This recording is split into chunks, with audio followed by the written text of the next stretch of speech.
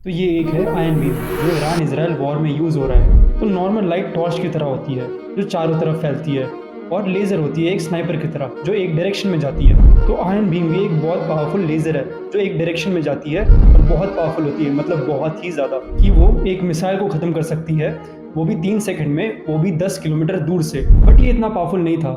10 साल पहले तक लोग मजाक में लेते थे। तो कहानी शुरू होती है 1917 में। सोचो तुमने एक डोमिनो गिराया, उससे दूसरा डोमिनो गिरा, तीसरा, फिर चौथा, और एक चेन रिएक्शन बन गया, वो भी एक पुश से। तो 1917 में आइंस्टाइन ने डिस्कवर किया कि लाइट के साथ भी एग्जैक्टली यही होता है। आइंस्टाइन ने अपने पेपर में प्रूव किया अगर एक फोटोन एक एक्साइटेड एटम पे जाएगा तो वो एक और फोटोन रिलीज करता है, वो भी बिल्कुल सेम डायरेक्शन और फ्रीक्वेंसी के साथ। और ये सब कैलकुलेशन थी, और फिर सालों तक किसी भी साइंटिस्ट ने इस पेपर को नहीं देखा। सब कुछ रेडी था, ब्लूप्रिंट, कैलकुलेशन, सब कुछ, बट साइंटिस्ट को लगा कि ये पॉसिबल ही नहीं है। फिर 43 इयर्स बाद 1960 में थियोडोर मेमन करके एक साइंटिस्ट थे।